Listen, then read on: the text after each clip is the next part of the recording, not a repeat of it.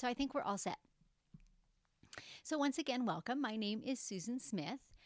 I have been making quilts as long as I can remember. I first learned to do them, with my mom, made quilts alongside of her growing up. And I, in fact, learned to sew on a treadle sewing machine. So I have lots of great memories of that. And I still have that treadle sewing machine and still sew on it. I love to use it.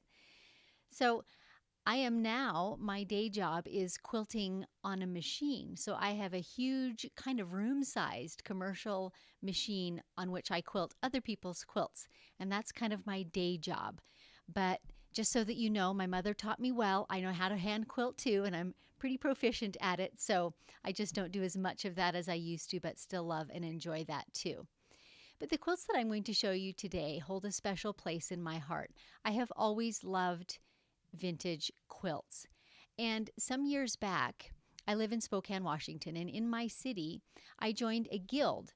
And so a few years ago, they started a competition, I guess, where each of the members would receive a vintage but unfinished quilt top. So sewn together but never completed, never quilted. And so each of us would receive one of these quilt tops, and we didn't have any choice. We just kind of got one given to us, whatever color it was, whatever state it was in, that was just our quilt to work with. And so then each of us needed to clean it or repair it and then quilt it and totally finish it into a finished product. And then it would show at our local quilt show that fall. So we have continued that process every year in some form since then. So this very first quilt that I'm going to show you is the first year that we had that challenge and the first year that I was part of it. So let me introduce you to my quilt, which I named Audrey. This is how Audrey came to me. You'll recognize the design, of course. It's a double wedding ring. And what you can't really see in the picture, but you might expect, is it's about 75 years old. So the fabrics are kind of dingy and brown. And you can see that the border has a lot of excess, almost roughly material in it. So it was my job to take this gem, this unpolished gem, and try to repair it and make it into a beautiful quilt. So here's some of the things that I faced. This is a close-up of one of the borders, and you can see how some of the stitching is coming apart. The fabric looks quite discolored and a little bit fragile. Here's another area. There were, not surprisingly, lots of stains across the quilt too. So I set out to make this into a thing of beauty if I possibly could. So first I took off the borders. You can see on the left-hand side there, I've kind of deconstructed it a little bit. And then I set out to clean it. And I found some actual products that are made especially for cleaning vintage textiles, and they're very gentle. And so this picture shows that I was able to clean it really nicely. The white really brightened up, and surprisingly, all the print fabrics too. That cleaning just brought them to life again. And I found the most joy working on this quilt, just thinking about that these scraps came from somebody's aprons or little shirts or little dresses, and just trying to imagine, maybe in the 40s or 50s, some young mom sewing projects and then keeping all the little scraps for making this quilt. So it was really fun to work on in that respect. So you ready to see it finished? One of the things that I had to work with was, you can kind of see in the picture the squares that are between the iron or melon shapes are really tight, and then there's lots of excess fabric. So my answer to that problem was to quilt it to death. Here's what I did. So this is Audrey all finished. And you can see it's laying nice and flat now that it's quilted, and this has become a most treasured quilt in my closet. I absolutely love it. I'll show you a couple photos of a few areas on the quilt and the specific things that I did to them. Here was one of the corners that I began working with and fixing. So you can see the lady who made this quilt originally either maybe didn't know very much about sewing on borders, or perhaps she was just working with very small and very scrappy pieces and trying to pull a quilt together. So you can see all the little seams that are in there. And so I actually took that corner completely apart and trimmed it down to size and put it all back together. And notice the little red fabric in the upper left-hand corner? That's how you can identify this part of the quilt, because here it is, finished, the same corner of the quilt. And one more example. This is a kind of between the wedding rings shot, and you can see the staining on the fabric and how it's kind of yellowed looking and, showing its age, not surprisingly, and also kind of dull in the florals. And here's that same area all finished. Isn't that pretty? I absolutely love this quilt. It was my first attempt at finishing up a vintage quilt. Let's meet the next one. And I did name all of these quilts because I spent a lot of time with them and they're pretty special to me. So this next one is Kelly. Here's a shot of Kelly, and I honestly don't have one before I started working with it at all. And this quilt posed a number of challenges. One of them was that the diamonds, they're all hand sewn on and they're all scrappy too, but they were widely varying in sizes. So it made it really difficult to kind of group them in pleasing ways. And so I came up with this kind of Moroccan tile design that I used for the quilting. And so I kind of divided them in clusters of 8 instead of the little group of 4 that I initially saw looking at that quilt. So here's a close-up shot of one of those shapes. Can you kind of follow the outline there? And I alternated them. So the one you're looking at now has a lot of quilting in it. And then it's set next to one like this that I left a little looser and a little more open and a little more puffy. So another one of the challenges on this quilt is that it was made with, I think you would call it flour sacking, but it wasn't a soft cotton fabric. It was very much like a painter's drop cloth. You know how they're kind of canvasy and they feel crisp and stiff in your hand? That's exactly what this quilt felt like. And so I tried to leave some of the areas with less quilting in them and looser in the hopes that it would be fluffier. But the truth is, even with washing repeatedly after it was finished, it never really got soft. This quilt has never become soft and cozy. But that was part of the challenge, was trying to figure out how to deal with that. One of the other things in this quilt was bleeding fabrics, which is kind of common in fabrics that were dyed, I would say, before the 1950s. Some of the fixatives weren't as well developed, and so often the reds or the blues or the blacks would release color. And that turned out to be true in this quilt. So what you're seeing here in this rather ugly photo, the two kind of pinky looking pieces of fabric, when I originally received the quilt top, they were rust and blue. Can you believe it? And as I tried to clean the quilt top, that color just kept bleeding and bleeding and bleeding, and that fabric was throughout the whole quilt.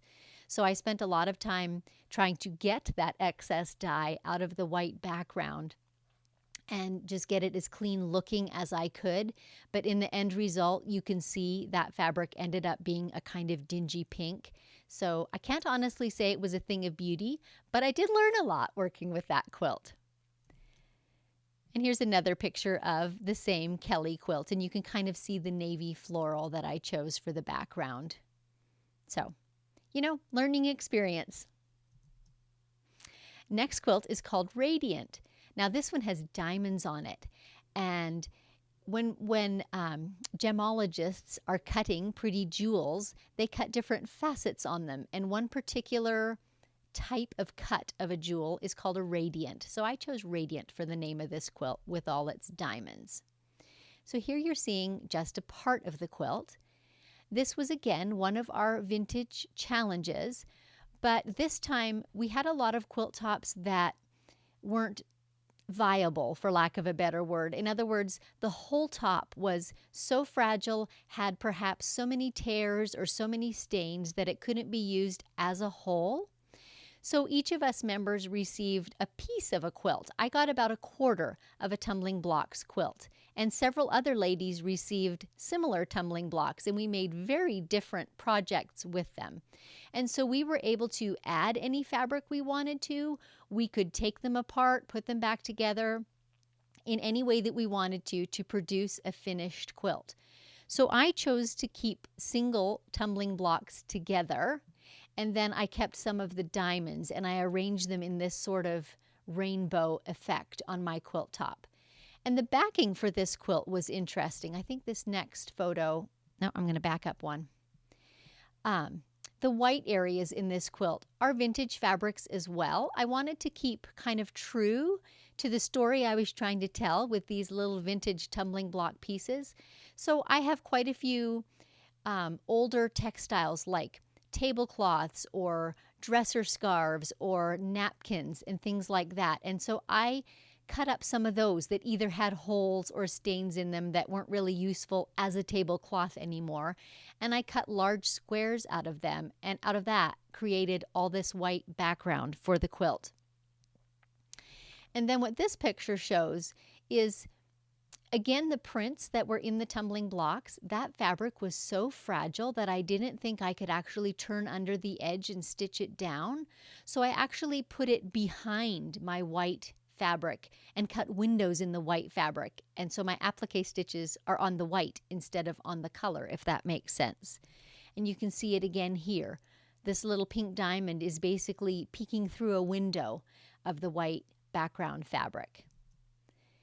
And this one, you can see a few of the seams in that background, and you can see the differences in color. Some of them were creamier, some of them were more white, some of them were silky, shiny weaves, and some of them were just cotton. So there's a whole variety in that background, but again, all vintage fabrics. And here's a little look at some of the quilting. And I mentioned I'm a machine quilter. So when I say I do this on the machine, I don't have a computer or anything like that. It literally has handlebars that I hang on to and guide the machine through the quilting. So it is still hand done, even though my hand is not holding the needle and thread. And this is the whole project, so you get a better view of the whole thing. Isn't that pretty? And this is a smaller one. It's about 45 inches by 55, so very much a wall hanging, not so much a bed quilt. And one more fancy quilt. This one is named Ava. This is the most recent one that I did. And this time, we didn't even receive portions of a quilt top. We just received pieces that had actually never been made into a quilt. So these are all the pieces that I got in my little surprise box. And if any of you happen to know if there's a name for this shape or a quilt pattern that uses these shapes, I'd love to know that. I wasn't able to find very much information about them. I just know that the fabrics, again, are from about the 1940s, some of them into the 50s. And here's how I know. On the backs of them, they were pieced on foundation paper, and newsprint is actually what was used. So this is one of the newspaper backs that were attached to these pieces. You can see they were made in a time when you could get a men's suit for $6.95. And right about in the middle of that page, someone will come to your house and oil and repair your sewing machine for $1. Wouldn't that be nice? I'm going to back up one so you can see one individual piece. The only thing that I did to them was to kind of trim them up so they were all the same size. They were a bit varying in sizes as well. In this particular project, because there were so many raw edges still around all these pieces, I chose not to wash them or clean them until the whole quilt was finished. So you'll see that in a moment. So here are my pieces laid out constructing my quilt. And I have to introduce my cat. He's part of my studio. He's my assistant, I guess we'll call him. And he's present in quite a lot of my pictures because he always wants to be involved in things. You know how cats are.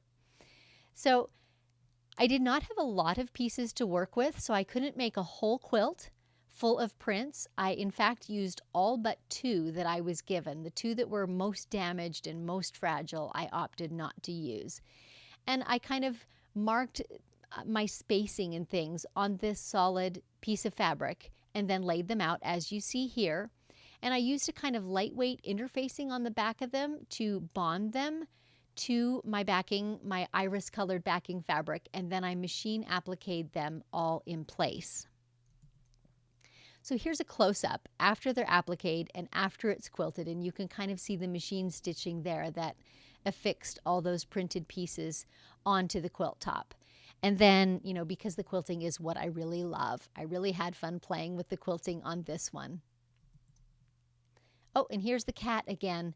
We've kind of nicknamed him the quilt police at our house because he always looks like in the pictures, like he's getting a really good look at things, making sure that that it's up to snuff, that I've done everything perfectly.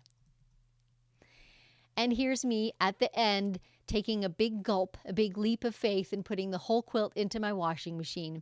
You can see that I put a really bold stripe onto the back of it. It adds interest because the front is a little bit plain. And now those pieces that I did not wash earlier on, I'm going to wash while, they're all together sewn into the quilt and fully secure now. And here's a picture of the whole thing after it's all done. So that's Ava, and I love that quilt too.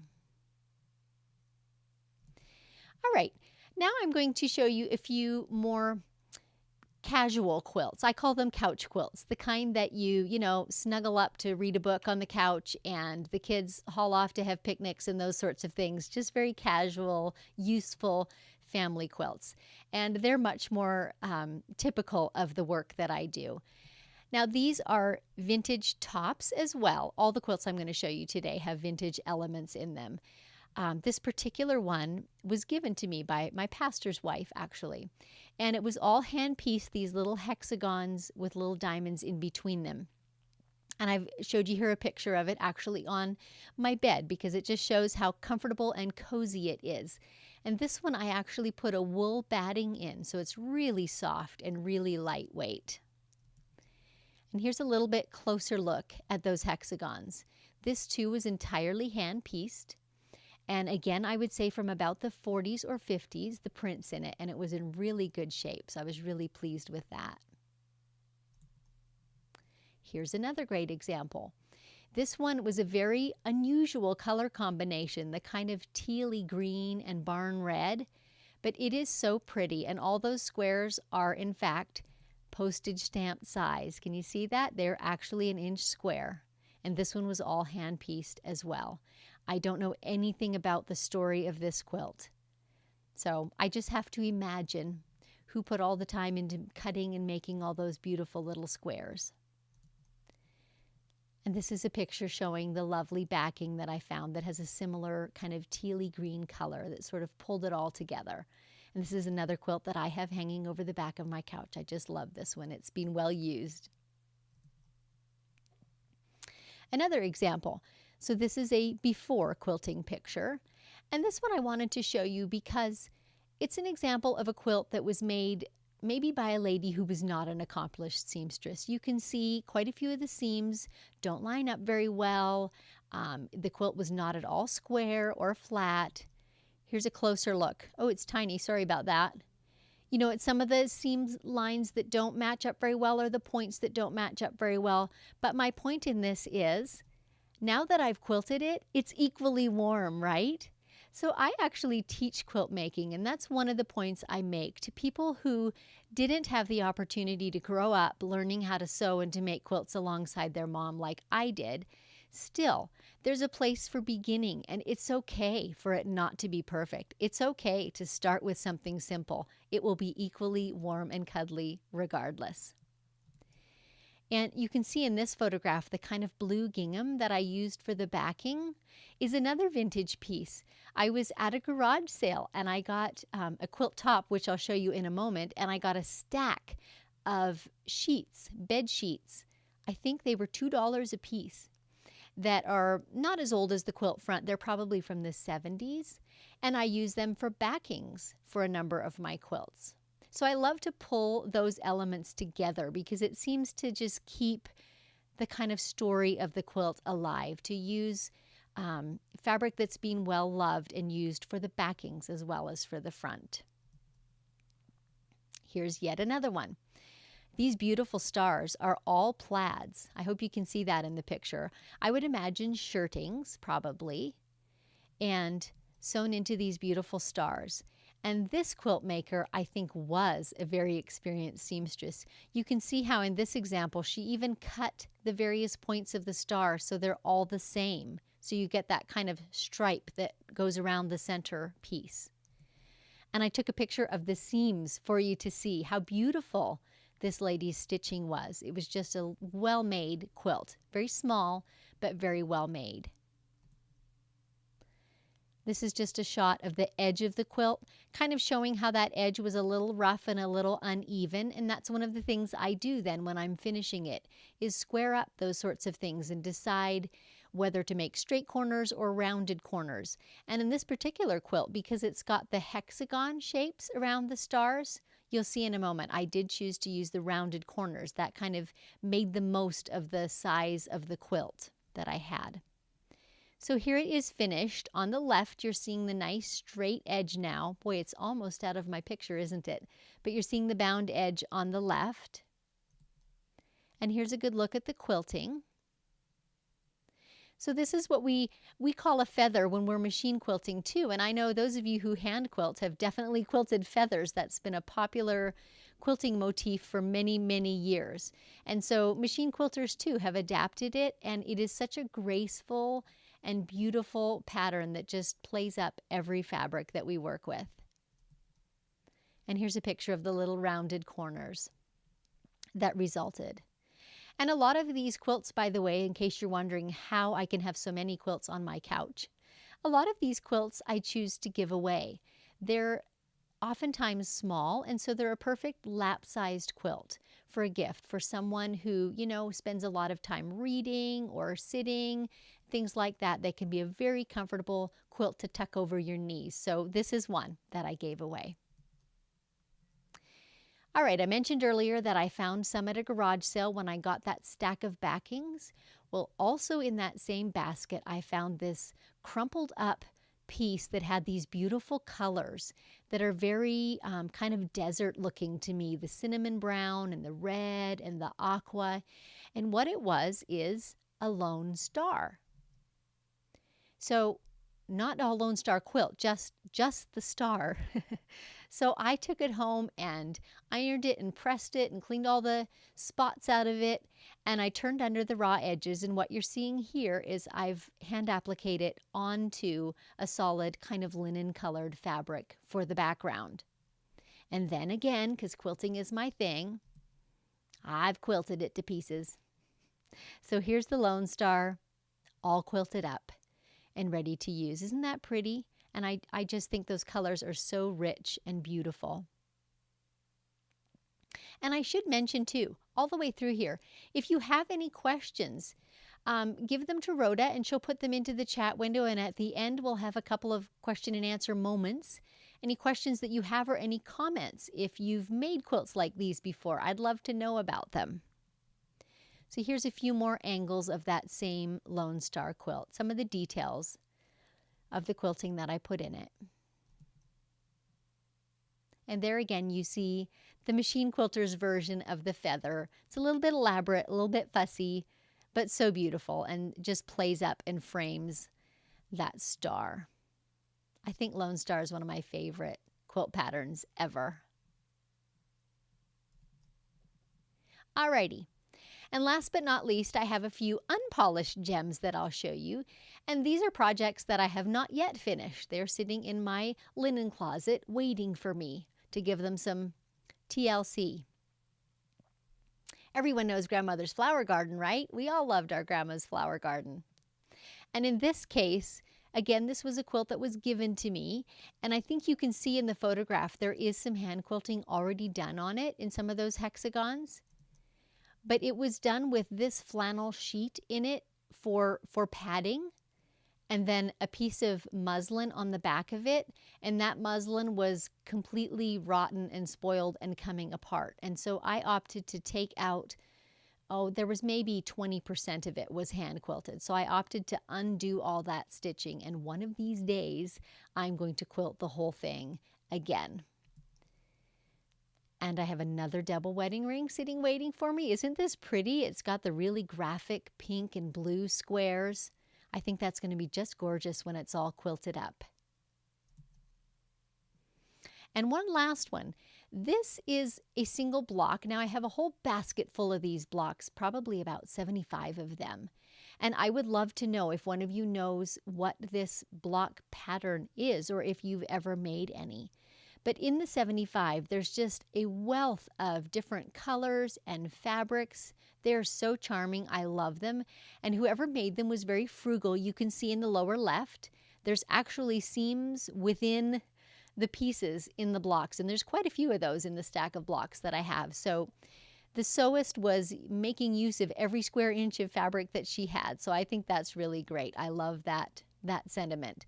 And so this is in my list of to-do quilts, is to figure out how to make the pieces necessary to go between these and finish this up into a fully finished quilt. So like I said, I'd love to know if any of you has any information on what the name of this block might be, or even where I might find a pattern for those interlocking pieces that will go between them. So that is all my quilts. I just have one last photograph for you. There's the cat. He's looking a little woebegone at having to say goodbye, but he's getting one last look at this quilt and just making sure everything is just so. So let's get back to just me on the screen, and we'll take some questions if you have any. There we go. I'm full-sized again. So yeah, did you have any questions that you want to ask about the quilts, whether it's, you know, how I clean them, or what size they are, or what types of fabrics I think are in them, or if you have any comments, I'd love to hear about them. And while I wait for a few of those to come in, I'll maybe chat a little bit about what I've done with some of these vintage quilts. I know that you have some quilt shows in your area as well. I've been to some of them that the MCC puts on. And we have them over on the West Coast too. And so a couple of years, our guild was asked to take this group of quilts made by our members, this group of vintage quilts, right? And take that whole grouping on the road and show them at quilt shows. There's this real interest in preserving quilts of the past, and I love that. And so I actually had the opportunity to go with the quilts and do a presentation on them, and it was really special to be able to tell people about where we had acquired these quilt tops, you know, the different steps that we took to finish them, or to clean them, or to quilt them, or in some cases, like the ones that just have pieces that weren't a whole top, you know, how we approached what types of fabrics we added to them, or how we came up with the design for them, all those sorts of things. So it was a real fun opportunity to get to go and talk about those quilts and see how many folks are interested, how many quilters and sewers are interested in finishing up these quilted treasures. And, you know, people are finding them in their attics. You know, lots of us have grandmas that made quilts and maybe didn't get the last few finished. And so it's just a pleasure for me to be able to finish them and to show others how to do it as well. So I'm just seeing if there are any questions coming in.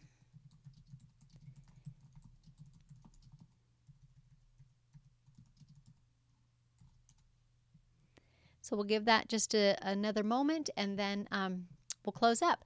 So yeah, if you have any questions about the cat, about where I work, maybe even about what it's like to quilt on a machine, I'd love to answer your questions about that.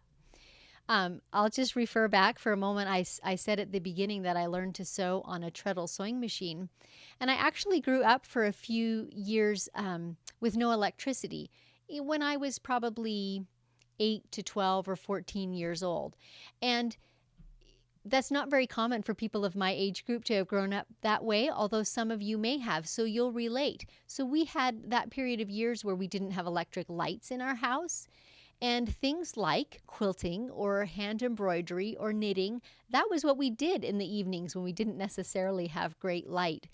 And I have so appreciated, and I'm so grateful for those times. I'm grateful that my mom taught me those sorts of crafts, and certainly quilting has become a lifelong pleasure for me. It's my job now, but it is still a pleasure for me to be able to make beautiful quilts, and also to be able to pass on the crafts that I have learned and help younger and up-and-coming quilters learn how to do them as well. So it looks like there's not any questions coming in. So I guess with that, we'll close. It's been a real pleasure getting to show my quilts to you today. Thanks so much for joining.